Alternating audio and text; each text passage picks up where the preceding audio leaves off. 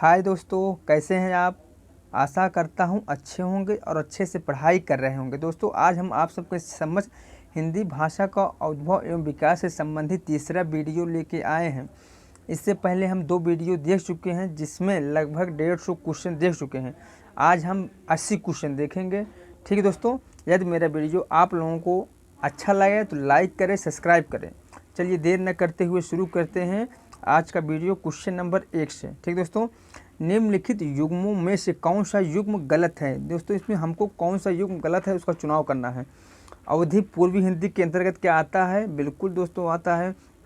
ब्रज भाषा पश्चिमी हिंदी के अंतर्गत आता है तो बिल्कुल आता है दोस्तों।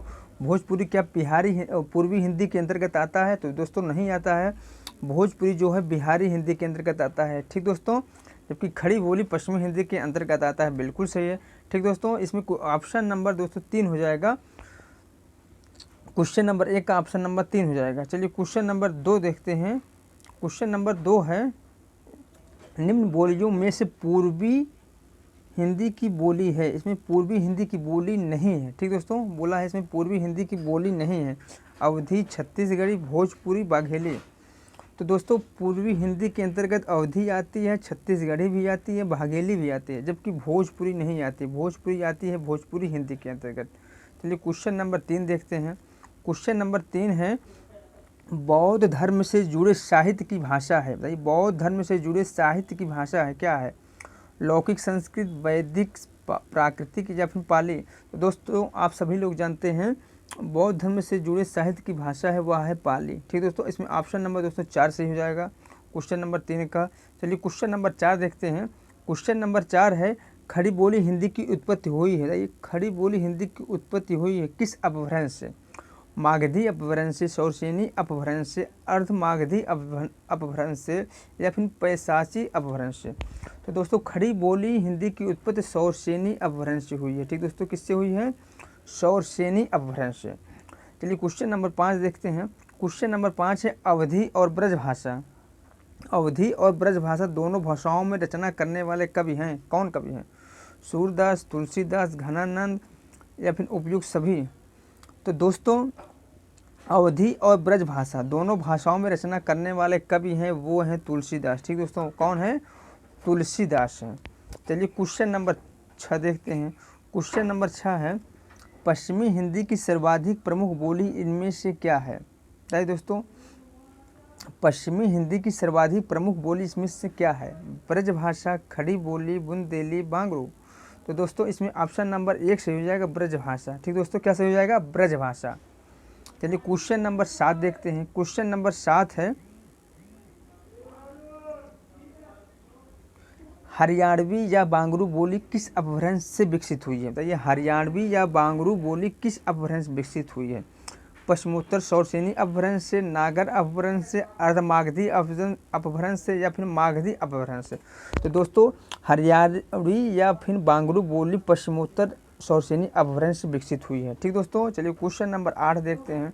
क्वेश्चन नंबर 8 है, भोजपुरी बोली की उत्पत्ति हुई है किससे हुई है? भोजपुरी बोली की उत्पत्ति अर्धमागधी अपभ्रंश से, मागधी अपभ्रंश से, शौरसेनी अपभ्रंश से या फिर ब्राह्मण अपभ्रंश से।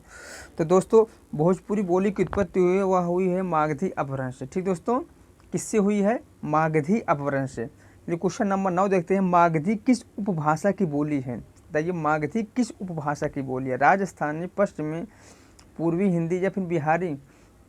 तो दोस्तों, इसमें ऑप्शन नंबर 4 सही हो जाएगा, बिहारी के अंतर्गत मागधी उपभाषा की बोली आती है। ठीक दोस्तों, चलिए क्वेश्चन नंबर 10 देखते हैं। क्वेश्चन नंबर 10 है,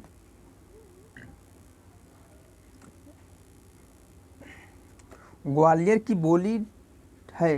नहीं दोस्तों, इसमें से कौन सी ग्वालियर की बोली है? बुंदेली, ब्रजभाषा, खड़ी बोली या फिर कन्नौजी। तो दोस्तों, ग्वालियर की बोली है वह है बुंदेली। ठीक दोस्तों, कौन सी है? बुंदेली। इसमें ऑप्शन नंबर दोस्तों 10 का 1 हो जाएगा, बुंदेली। चलिए क्वेश्चन नंबर 11 देखते हैं। क्वेश्चन नंबर 11 है, कौन सी भाषा देवनागरी लिपि में लिखी जाती है? इसमें से कौन सी भाषा है जो देवनागरी लिपि में लिखी जाती है? बांग्ला, पंजाबी, मराठी या फिर गुजराती। तो दोस्तों, मराठी जो है वह देवनागरी लिपि में लिखी जाती है। ठीक दोस्तों, चलिए क्वेश्चन नंबर 12 देखते हैं। क्वेश्चन नंबर 12 है, हिंदी खड़ी बोली किस अपभ्रंश से विकसित हुई है? हिंदी खड़ी बोली किस अपभ्रंश से विकसित हुई है? मागधी, आर्धमागधी, सौरसेनी या फिर पैंचासी? तो दोस्तों आप सभी लोग जानते हैं हिंदी खड़ी बोली जो है वो सौरसेनी अपभ्रंश से विकसित हुई है। ठीक दोस्तों, किससे विकसित हुई है? सौरसेनी अपभ्रंश से। इसमें ऑप्शन नंबर 3 सही हो जाएगा। चलिए क्वेश्चन नंबर 13 देखते हैं। क्वेश्चन नंबर 13 है छत्तीसगढ़ी की बोली हिंदी किस उपभाषा वर्ग के अंतर्गत बोली जाती है? बताइए दोस्तों, छत्तीसगढ़ी बोली हिंदी के किस उपभाषा वर्ग के अंतर्गत बोली जाती है? पश्चिमी, पूर्वी, बिहारी या फिर पहाड़ी हिंदी के अंतर्गत? तो दोस्तों छत्तीसगढ़ी बोली जो है वो पूर्वी हिंदी के अंतर्गत बोली जाती है, उपभाषा के अंतर्गत। ठीक दोस्तों, चलिए क्वेश्चन नंबर 14 देखते हैं। क्वेश्चन नंबर 14 है हिंदी का पाणिनि किसे कहा जाता है? बताइए दोस्तों, हिंदी का पाणिनि किसे कहा जाता है? कामता प्रसाद गुरु को, रामचंद्र शुक्ल को, भोलानाथ तिवारी को या फिर किशोरी दास वाजपेयी को? दोस्तों आप सभी लोग जानते हैं हिंदी का पाणिनि कामता प्रसाद गुरु को कहा जाता है। ऑप्शन नंबर दोस्तों 1 सही हो जाएगा 14 का। चलिए क्वेश्चन नंबर 15 देखते हैं। क्वेश्चन नंबर 15 है निम्नलिखित में भाषा की प्रमुख प्रकृति कौन सी है? इसमें से भाषा की प्रमुख प्रकृति कौन सी है? सरलता से क्लिष्टता की ओर, जटिलता से सरलता की ओर, भावों से विचारों की ओर या फिर विचारों से भावों की ओर? तो दोस्तों आप सभी लोग जानते हैं भाषा की प्रमुख प्रकृति जो है वह है जटिलता से सरलता की ओर। ऑप्शन नंबर दोस्तों 2 सही हो जाएगा। ठीक है दोस्तों, चलिए क्वेश्चन नंबर 16 देखते हैं। क्वेश्चन नंबर 16 है आंगिका किस राज्य की बोली है? आंगिका किस राज्य की बोली है? बंगाल की है, छत्तीसगढ़ की है, मध्य प्रदेश की है या फिर बिहार की है? तो दोस्तों आंगिका बिहार राज्य की बोली है। ठीक दोस्तों, ऑप्शन नंबर 4 सही हो जाएगा। आंगिका बिहार राज्य की बोली है। क्वेश्चन नंबर 17 देखते हैं। क्वेश्चन नंबर 17 है कर्ता के साथ ने का प्रयोग ना होना, क्या ना होना किस उपभाषा की प्रमुख विशेषता है? पूर्वी हिंदी, पहाड़ी हिंदी, पश्चिमी हिंदी, राजस्थानी हिंदी? तो दोस्तों इसमें ऑप्शन नंबर 3 सही हो जाएगा पश्चिमी हिंदी के अंतर्गत। ठीक दोस्तों, ऑप्शन नंबर 3 सही हो जाएगा पश्चिमी हिंदी के अंतर्गत। चलिए क्वेश्चन नंबर 18 देखते हैं। क्वेश्चन नंबर 18 है किस तिथि को हिंदी को राजभाषा बनाने का निर्णय लिया गया? 15 अगस्त 1947, 26 जनवरी 1950, 14 सितंबर 1949 या फिर 14 सितंबर 1950? तो दोस्तों इसमें ऑप्शन नंबर 3 सही हो जाएगा। 14 सितंबर 1949 को हिंदी को राजभाषा बनाने का निर्णय लिया गया था। ठीक दोस्तों, चलिए क्वेश्चन नंबर 19 देखते हैं। क्वेश्चन नंबर 19 है बाघेली बोली का संबंध किस उपभाषा वर्ग से है? कैसे उपभाषा वर्ग से है? राजस्थानी, पूर्वी हिंदी, बिहारी, पश्चिमी? तो दोस्तों इसमें ऑप्शन नंबर 2 सही हो जाएगा पूर्वी हिंदी के अंतर्गत। ठीक दोस्तों, बाघेली बोली का संबंध किस उपभाषा के पूर्वी हिंदी के अंतर्गत संबंधित है? दोस्तों क्वेश्चन नंबर 20 बताइए। अपभ्रंश का वाल्मीकि किसे कहा जाता है? पुष्पदंत को, धनपाल को, शालिभद्र सूरी को या फिर स्वयं शंभू को? तो ये दोस्तों ये क्वेश्चन आप बताइएगा मुझे कमेंट करके, अपभ्रंश का वाल्मीकि किसे कहा जाता है? बहुत ही सिंपल क्वेश्चन है, परीक्षा में बहुत बार पूछा जाता है। ठीक दोस्तों, चलिए क्वेश्चन नंबर 21 देखते हैं। क्वेश्चन नंबर 21 है हिंदी का प्रथम व्याकरण लिखने वाले विद्वान हैं? हिंदी का प्रथम व्याकरण लिखने वाले विद्वान हैं जसुआ केटलर, किशोरी दास वाजपेयी, जॉर्ज ग्रियर्सन, कामता प्रसाद गुरु? तो दोस्तों हिंदी का प्रथम व्याकरण लिखने वाले लेखक हैं या विद्वान हैं जसुआ केटलर। ठीक दोस्तों, ऑप्शन नंबर 1 सही हो जाएगा जसुआ केटलर। चलिए क्वेश्चन नंबर 22 देखते हैं। किस विद्वान ने देवनागरी लिपि के स्थान पर रोमन लिपि स्वीकार करने का सुझाव दिया था? बताइए दोस्तों, किस विद्वान ने देवनागरी लिपि के स्थान पर रोमन लिपि स्वीकार करने का सुझाव दिया था? महात्मा गांधी, काका कालेकर या फिर सुनीत कुमार चटर्जी या फिर विनोबा भावे? दोस्तों सुनीत कुमार चटर्जी जी ने देवनागरी लिपि के स्थान पर रोमन लिपि स्वीकार करने का सुझाव दिया था। ऑप्शन नंबर दोस्तों 3 सही हो जाएगा क्वेश्चन नंबर 22 का। चलिए क्वेश्चन नंबर 23 देखते हैं। क्वेश्चन नंबर 23 है, उकार बहुला बोली मानी जाती है, अवधी, भोजपुरी, बाघेली या फिर छत्तीसगढ़ी। तो दोस्तों क्वेश्चन नंबर 3 का ऑप्शन नंबर 4 सही हो जाएगा दोस्तों। उकार बहुला बोली मानी जाती है छत्तीसगढ़ी के अंतर्गत। ठीक दोस्तों, क्वेश्चन नंबर 23 का ऑप्शन नंबर 4 सही हो जाएगा। चलिए क्वेश्चन नंबर 24 देखते हैं। क्वेश्चन नंबर 24 है, निम्नलिखित में कौन सी विशेषता देवनागरी लिपि में नहीं है। नंबर 1, इसमें जैसा उच्चारण होता है वैसा ही लिखा जाता है। तो बिल्कुल सही दोस्तों, इसमें जैसा उच्चारण होता है वैसा लिखा जाता है। इसमें एक ध्वनि के लिए एक प्रतीक है, बिल्कुल सही है। इसमें शिरोरेखा का प्रयोग महत्वपूर्ण है, तो इसको बिल्कुल सही है। इसका विकास की दृष्टि से यह लिपि ब्राह्मी और खरोष्टी के समकालीन दोस्तों, तो ये ब्राह्मी और खरोष्टी की समकालीन नहीं है। ठीक दोस्तों, इसलिए ऑप्शन नंबर 4 सही हो जाएगा। ठीक दोस्तों, क्या सही हो जाएगा? ऑप्शन नंबर 4 सही हो जाएगा। चलिए क्वेश्चन नंबर 25 देखते हैं। क्वेश्चन नंबर 25 है, नीचे की 4 विशेषताएं दी गई हैं, इनमें से एक विशेषता गलत है। क्या है? गलत है, उस विशेषता को चुनिए। भाषा परिवर्तनशील है, तो दोस्तों भाषा परिवर्तनशील होती है। भाषा पैतृक संपत्ति है, दोस्तों भाषा पैतृक संपत्ति नहीं होती है। ठीक दोस्तों, भाषा सामाजिक संपत्ति होती है, बिल्कुल सही है। भाषा अनुकरण द्वारा सीखी जाती है, तो दोस्तों बिल्कुल सही है। तो दोस्तों इसमें ऑप्शन नंबर 2 सही हो जाएगा, भाषा पैतृक संपत्ति नहीं है। चलिए क्वेश्चन नंबर 26 देखते हैं। क्वेश्चन नंबर 26, टकसाली भाषा किसे कहते हैं? संस्कृत निष्ठ भाषा को, ग्रामीण भाषा को, परिनिष्ठित भाषा को या फिर कृत्रिम भाषा को? तो दोस्तों टकसाली भाषा किसे कहते हैं? संस्कृत निष्ठ भाषा को। किसको? संस्कृत निष्ठ भाषा को टकसाली भाषा कहते हैं। ठीक दोस्तों, चलिए क्वेश्चन नंबर 27 देखते हैं। क्वेश्चन नंबर 27 है, उत्तर प्रदेश सरकार द्वारा 1947 ईस्वी में गठित देवनागरी लिपि सुधार समिति के अध्यक्ष कौन था? दोस्तों उत्तर प्रदेश सरकार द्वारा 1947 ईस्वी में गठित देवनागरी लिपि सुधार समिति के अध्यक्ष कौन थे? नहीं दोस्तों, कौन से थे? डॉक्टर धीरेन्द्र वर्मा, संपूर्णानंद, आचार्य नरेंद्र देव या फिर इनमें से कोई नहीं? तो दोस्तों आचार्य नरेंद्र देव अध्यक्ष थे। सुधार समिति के अध्यक्ष कौन थे? डॉक्टर नरेंद्र देव। चलिए क्वेश्चन नंबर 28 देखते हैं। क्वेश्चन नंबर 28 है, अवहट भाषा से तात्पर्य है ग्रामीण अपभ्रंश से, परिनिष्ठित अपभ्रंश से या फिर ग्रामीण प्रकृति से या फिर परिनिष्ठित प्रकृति से? तो दोस्तों क्वेश्चन नंबर 28 का ऑप्शन नंबर 1 सही हो जाएगा, ग्रामीण अपभ्रंश से। ठीक दोस्तों, किससे? ग्रामीण अपभ्रंश से। चलिए क्वेश्चन नंबर 29 देखते हैं। क्वेश्चन नंबर 29 है, निम्नलिखित में से कौन सी बोली पश्चिमी हिंदी के अंतर्गत नहीं आती? कौन सी बोली पश्चिमी हिंदी के अंतर्गत नहीं आती? ब्रजभाषा आती है, बुंदेली आती है, कन्नौजी आती है, जबकि अवधी नहीं आती है। अवधी आती है पूर्वी हिंदी के अंतर्गत। ठीक दोस्तों, किसके अंतर्गत आती है? पूर्वी हिंदी के अंतर्गत आती है। चलिए क्वेश्चन नंबर 30 देखते हैं। क्वेश्चन नंबर 30 है, बांगरू किस उपभाषा वर्ग की बोली है? पश्चिमी हिंदी, पूर्वी हिंदी, बिहारी या फिर पहाड़ी? तो दोस्तों बांगरू जो है वह है पश्चिमी हिंदी उपभाषा के अंतर्गत। ठीक दोस्तों, बांगरू जो है किस उपभाषा के अंतर्गत आती है? तो पश्चिमी हिंदी के अंतर्गत। ठीक दोस्तों, चलिए क्वेश्चन नंबर 31 देखते हैं। क्वेश्चन नंबर 31 है, भारत में हिंदी को संविधान की किस धारा के अंतर्गत राजभाषा घोषित किया है? दोस्तों संविधान की किस धारा के अंतर्गत हिंदी को राजभाषा घोषित किया है? धारा 343 के 1, 343 के 1।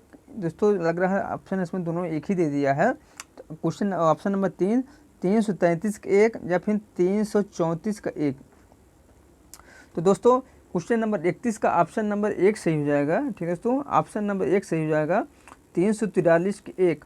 दोस्तों ऑप्शन नंबर 2 में भी वही सेम दिया है, तो इसलिए ये भी सही हो जाएगा। ठीक दोस्तों, मिसप्रिंट हो गया लग रहा है। चलिए क्वेश्चन नंबर 32 देखते हैं। क्वेश्चन नंबर 32 है, हिंदी भाषा की बोलियों के वर्गीकरण के आधार पर छत्तीसगढ़ी बोली है।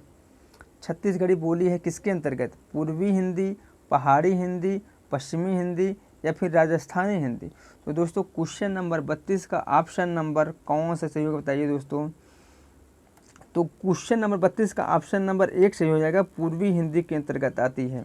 ठीक दोस्तों, चलिए क्वेश्चन नंबर 33 देखते हैं। क्वेश्चन नंबर 33 है, ब्रजभाषा है पूर्वी हिंदी, पश्चिमी हिंदी, बिहारी हिंदी या फिर पहाड़ी हिंदी। तो दोस्तों ब्रजभाषा है पश्चिमी हिंदी के अंतर्गत। ठीक दोस्तों, किसके अंतर्गत? पश्चिमी हिंदी के अंतर्गत है। चलिए क्वेश्चन नंबर 34 देखते हैं। क्वेश्चन नंबर 34 है, हिंदी शब्दानुशासन के लेखक हैं कामता प्रसाद गुरु, किशोरी दास वाजपेयी, श्याम सुंदर दास या फिर रामचंद्र।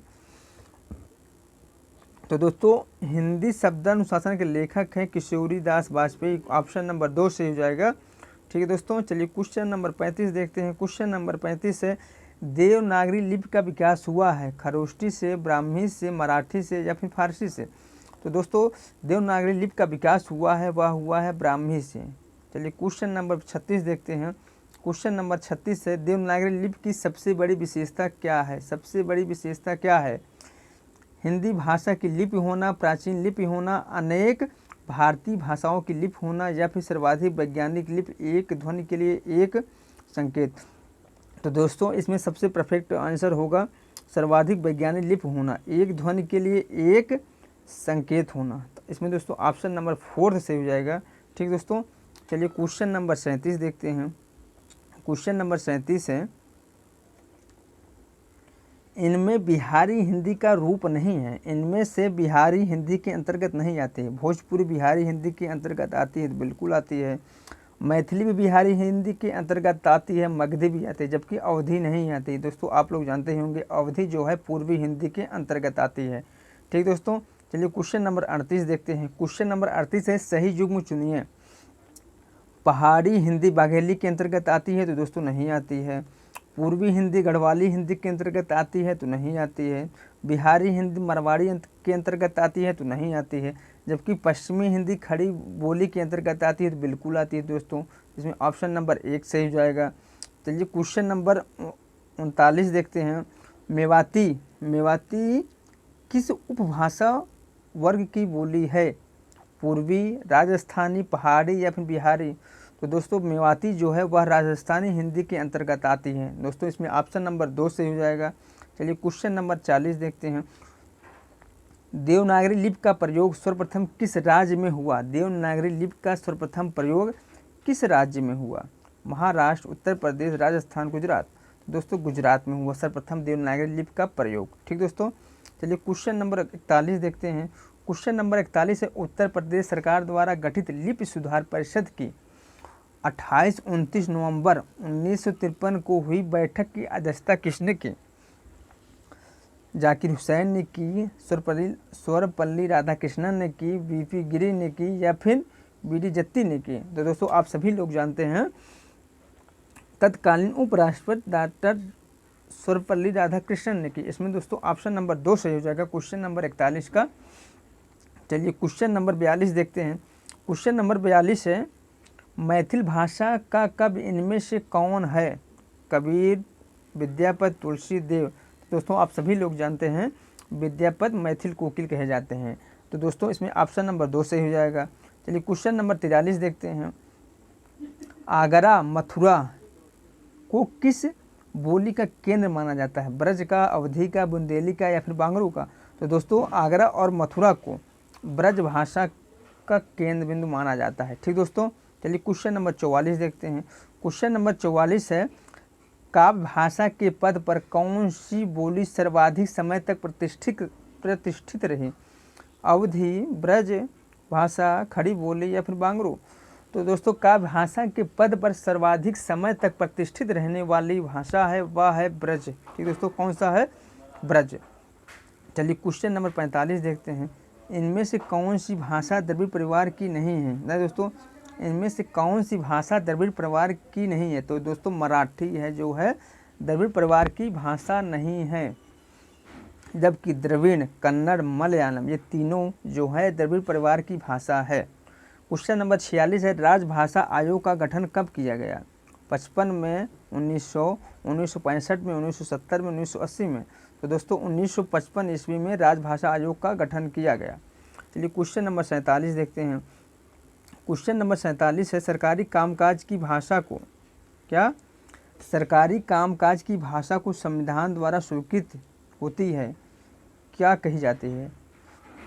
जो सरकारी भाषा संविधान में जिसको सम्मिलित किया गया है, जो जिसकी राजकाज की भाषा होती है, उसे कौन सी भाषा कहा जाता है? राजभाषा कहा जाता है, मातृभाषा कहा जाता है, राष्ट्रभाषा कहा जाता है या फिर देसी भाषा कहा जाता है? तो दोस्तों उसे राजभाषा कहा जाता है। ठीक दोस्तों, क्या कहा जाता है? राजभाषा कहा जाता है। चलिए क्वेश्चन नंबर 48 देखते हैं। क्वेश्चन नंबर 48 है, इनमें से देवनागरी लिपि का प्रयोग किस भाषा के लिए नहीं होता है? देखिए दोस्तों, इनमें से किस लिपि का प्रयोग देवभाषा इनमें से देवनागरी लिपि का प्रयोग किस भाषा के लिए नहीं होता? मराठी, संस्कृत, तमिल या फिर हिंदी? तो दोस्तों तमिल के अंतर्गत नहीं होता है। ठीक दोस्तों, बाकी मराठी, संस्कृत और हिंदी के अंतर्गत देवनागरी लिपि का प्रयोग होता है। क्वेश्चन नंबर 49 देखते हैं। क्वेश्चन नंबर 49 है, इनमें से कौन सी भाषा सबसे अधिक पुरानी है? क्या है? सबसे अधिक पुरानी है। पाली है, लौकिक है, अपभ्रंश है या फिर संस्कृत है? तो दोस्तों सबसे अधिक भाषा पुरानी जो है वह है पाली। ठीक दोस्तों, कौन सी है? पाली सबसे अधिक पुरानी भाषा है। क्वेश्चन नंबर 50 है, हिंदी किस प्रांत की राजभाषा नहीं है? इनमें से किस प्रांत की भाषा हिंदी नहीं है? उत्तरांचल, मध्य प्रदेश, छत्तीसगढ़ या फिर पंजाब? तो दोस्तों पंजाब प्रांत की राजभाषा हिंदी नहीं है, बाकी उत्तराखंड, मध्य प्रदेश और छत्तीसगढ़ की राजभाषा हिंदी है। ठीक दोस्तों, इसमें ऑप्शन नंबर 4 सही हो जाएगा। चलिए क्वेश्चन नंबर 51 देखते हैं। क्वेश्चन नंबर 51 है, इनमें से कौन सी भाषा बोलने वालों की संख्या सर्वाधिक है? कौन सी भाषा बोलने वालों की संख्या सर्वाधिक है? पंजाबी, तेलुगु, तमिल या फिर हिंदी? तो दोस्तों हिंदी सर्वाधिक बोलने वाले संख्या है। देखिए हिंदी भारत में सबसे ज़्यादा लोगों द्वारा बोली जाती है, इसलिए ऑप्शन नंबर दोस्तों 4 सही हो जाएगा। ठीक दोस्तों, चलिए क्वेश्चन नंबर 52 देखते हैं। क्वेश्चन नंबर 52 है, बौद्ध धर्म का संबंध किस भाषा से? बताइए दोस्तों, बौद्ध धर्म का संबंध किस भाषा से है? संस्कृत से है, पाली से है, प्राकृत से है या फिर सौरसेनी अपभ्रंश से है? तो दोस्तों बौद्ध धर्म का संबंध पाली भाषा से है। किससे है? पाली भाषा से। ऑप्शन नंबर 2 सही हो जाएगा। चलिए क्वेश्चन नंबर 3 देखते हैं। क्वेश्चन नंबर 53 है, हिंदी का सर्वाधिक विरोध किस प्रांत के लोग करते हैं? बंगाल के, पंजाब के, तमिलनाडु के, तो आंध्र प्रदेश के? तो दोस्तों आप सभी लोग जानते हैं तमिलनाडु के लोग हिंदी का सर्वाधिक विरोध करते हैं। ठीक दोस्तों, चलिए क्वेश्चन नंबर 54 देखते हैं। खड़ी बोली को अन्य किस नाम से जाना जाता है? कौरवी नाम से, मेवाती नाम से, बांगरू नाम से या फिर अवधी नाम से? तो खड़ी बोली को अन्य किस नाम से जाना जाता है? तो वह है कौरवी। ठीक दोस्तों, ऑप्शन नंबर 1 सही हो जाएगा 54 क्वेश्चन का। चलिए क्वेश्चन नंबर 55 देखते हैं। खड़ी बोली को कौरवी नाम किस विद्वान ने दिया? खड़ी बोली को कौरवी नाम किस विद्वान ने दिया? हजारी प्रसाद द्विवेदी दिए, रामचंद्र शुक्ल, महावीर प्रसाद द्विवेदी या फिर राहुल संकृतायन? तो दोस्तों खड़ी बोली को कौरवी नाम दिया तो वही है राहुल संकृतायन। ऑप्शन नंबर 4 से हो जाएगा दोस्तों, राहुल संकृतायन ने कौरवी नाम दिया था खड़ी बोली को। ठीक दोस्तों, चलिए क्वेश्चन नंबर 56 देखते हैं। क्वेश्चन नंबर 56 है, स्टैंडर्ड या परिनिष्ठित संज्ञा किस बोली को प्राप्त हुई है? भोजपुरी, कौरवी, जयपुरी या फिर मैथिली? तो दोस्तों कौरवी को स्टैंडर्ड और परिनिष्ठित संज्ञा का स्थान प्राप्त हुआ है। ठीक दोस्तों, चलिए क्वेश्चन नंबर 57 देखते हैं। क्वेश्चन नंबर 57 है, पुष्टिमार्ग का जहाज किसका? पुष्टिमार्ग का जहाज किस कवि को कहा जाता है? नंददास को, बिहारी को, सूरदास, तुलसीदास? तो दोस्तों आप सभी लोग जानते हैं सूरदास को पुष्टिमार्ग का जहाज कहा जाता है। चलिए क्वेश्चन नंबर 58 देखते हैं। क्वेश्चन नंबर 58 है, हिंदी साहित्य के किस युग में खड़ी बोली को काव्य का दर्जा प्राप्त हुआ? हिंदी साहित्य के किस युग में खड़ी बोली को काव्य का दर्जा प्राप्त हुआ? भारतेंद्र युग, द्विवेदी युग, छायावादी युग या फिर प्रगतिवादी युग? तो दोस्तों द्विवेदी युग में खड़ी बोली को काव्य भाषा का दर्जा प्राप्त हुआ। ठीक दोस्तों, चलिए क्वेश्चन नंबर 59 देखते हैं। अवधी बोली किस अपभ्रंश से विकसित हुई? था दोस्तों अवधी बोली किस अपभ्रंश से विकसित हुई है? खस अपभ्रंश से, मागधी अपभ्रंश से, सौरसेनी अपभ्रंश से या फिर अर्धमागधी अपभ्रंश से? तो दोस्तों आप सभी लोग जानते हैं अवधी बोली अर्धमागधी अपभ्रंश से विकसित हुई है। ऑप्शन नंबर दोस्तों 4 सही हो जाएगा। क्या सही हो जाएगा? ऑप्शन नंबर 4 सही हो जाएगा। चलिए क्वेश्चन नंबर 60 देखते हैं। भोजपुरी किस अपभ्रंश से विकसित हुई है? बताइए, भोजपुरी किस अपभ्रंश से विकसित हुई है? सौरसेनी अपभ्रंश, मागधी अपभ्रंश, खस अपभ्रंश या फिर उपनागर अपभ्रंश? तो दोस्तों भोजपुरी मागधी अपभ्रंश से विकसित हुई है। ऑप्शन नंबर 2 सही हो जाएगा। चलिए क्वेश्चन नंबर 61 देखते हैं। क्वेश्चन नंबर 61 है, बुंदेली किस अपभ्रंश से विकसित हुई है? बताइए दोस्तों, बुंदेली किस अपभ्रंश से विकसित हुई है? सौरसेनी, अर्धमागधी, खस या फिर मागधी? तो दोस्तों क्वेश्चन नंबर 61 का ऑप्शन नंबर 1 सही हो जाएगा। ऑप्शन नंबर 1 सौरसेनी अपभ्रंश से विकसित हुई। कौन? बुंदेली। जबकि बाघेली किससे? अर्धमागधी अपभ्रंश से विकसित हुई है। बाघेली पूर्वी हिंदी के अंतर्गत बोली जाती है। ठीक दोस्तों, चलिए क्वेश्चन नंबर 62 देखते हैं। क्वेश्चन नंबर 62 है, कन्नौजी बोली किस अपभ्रंश से विकसित हुई? बताइए दोस्तों, कन्नौजी बोली किस अपभ्रंश से विकसित हुई? मागधी से, खस से, उपनागर अपभ्रंश से या फिर सौरसेनी अपभ्रंश से? तो दोस्तों आप सभी लोग जानते हैं कन्नौजी बोली सौरसेनी अपभ्रंश से विकसित हुई है। ठीक दोस्तों, ऑप्शन नंबर 4 से हो जाएगा। कन्नौजी बोली अपभ्रंश अपभ्रंश सॉरी दोस्तों, सौरसेनी अपभ्रंश से विकसित हुई है। ठीक दोस्तों, चलिए क्वेश्चन नंबर 63 देखते हैं। क्वेश्चन नंबर 63 है, अधिकतर भारतीय भाषाओं का विकास किस लिपि से हुआ है? दोस्तों अधिकतर भारतीय भाषाओं का विकास ब्राह्मी लिपि से हुआ है। ठीक दोस्तों, किससे हुआ है? ब्राह्मी लिपि से हुआ है। चलिए क्वेश्चन नंबर 64 देखते हैं। संविधान में हिंदी का कौन सा दर्जा मिला है? राजभाषा, राष्ट्रभाषा, दोनों या फिर कोई नहीं? तो दोस्तों क्वेश्चन नंबर 64 का ऑप्शन नंबर 1 सही हो जाएगा। संविधान में हिंदी को राजभाषा का दर्जा मिला है। ठीक दोस्तों, क्या मिला है? राजभाषा का दर्जा मिला है। चलिए क्वेश्चन नंबर 65 देखते हैं। हिंदी किस भाषा परिवार की भाषा है? भारोपी, इंडो चीन, द्रविड़ या फिर आस्ट्रिक? तो दोस्तों हिंदी भारोपी परिवार की भाषा है। किसकी है? भारोपी परिवार की भाषा है। देवनागरी लिपि किस प्रकार की है? बताइए दोस्तों, देवनागरी लिपि किस प्रकार की है? किलात्मक, अक्षरात्मक, ध्वन्यात्मक या फिर संकेतात्मक? तो दोस्तों देवनागरी लिपि अक्षरात्मक के अंतर्गत है। किस प्रकार की? अक्षरात्मक के अंतर्गत। चलिए क्वेश्चन नंबर 67 देखते हैं। प्रथम राजभाषा आयोग के अध्यक्ष थे। दोस्तों ये क्वेश्चन बहुत बार पूछा जाता है। प्रथम राजभाषा आयोग के अध्यक्ष थे कौन थे? राजा राम, सुनीत कुमार, विनोबा भावे या फिर बीजे खरे? तो दोस्तों आप सभी लोग जानते हैं बीजे खरे। क्वेश्चन नंबर 67 का ऑप्शन नंबर 4 से हो जाएगा। राजभाषा आयोग के प्रथम अध्यक्ष थे बीजे खरे। ठीक दोस्तों, चलिए क्वेश्चन नंबर 68 देखते हैं। हिंदी की आदि जननी किसे माना जाता है? संस्कृत को, तेलुगु को, तमिल को या फिर अपभ्रंश को? तो दोस्तों हिंदी की आदि जननी संस्कृत को माना जाता है। ठीक दोस्तों, चलिए क्वेश्चन नंबर 69 देखते हैं। पहला विश्व हिंदी सम्मेलन कहाँ हुआ था? भाई दोस्तों पहला विश्व हिंदी सम्मेलन कहाँ हुआ था? लंदन में हुआ था, नागपुर में हुआ था, मॉरिशस में हुआ था या फिर नई दिल्ली में हुआ था? तो दोस्तों पहला हिंदी विश्व सम्मेलन जो हुआ था वह हुआ था नागपुर में। ठीक दोस्तों, कहाँ हुआ था? नागपुर में। ऑप्शन नंबर 2 सही हो जाएगा। चलिए क्वेश्चन नंबर 70 देखते हैं। साहित्य अकादमी की स्थापना किस वर्ष हुई? 1954, 1955, 1947 या फिर 1962?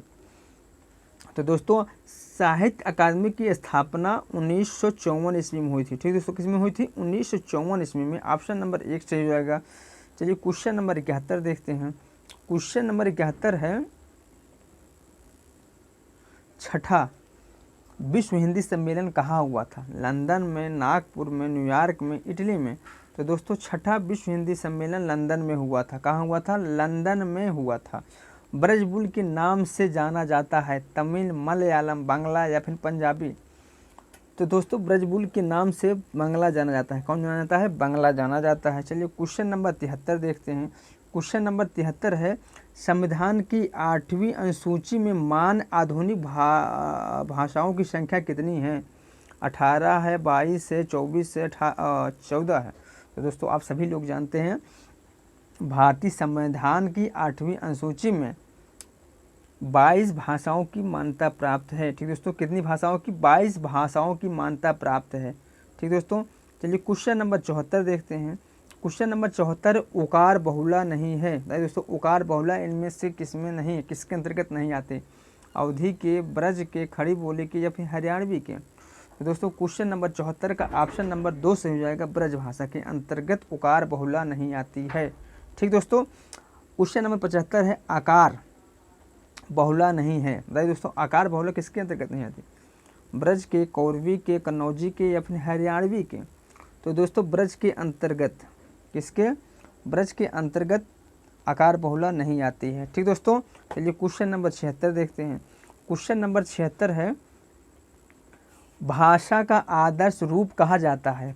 परिनिष्ठित भाषा को, मानक भाषा को, दोनों को या फिर दोनों को नहीं?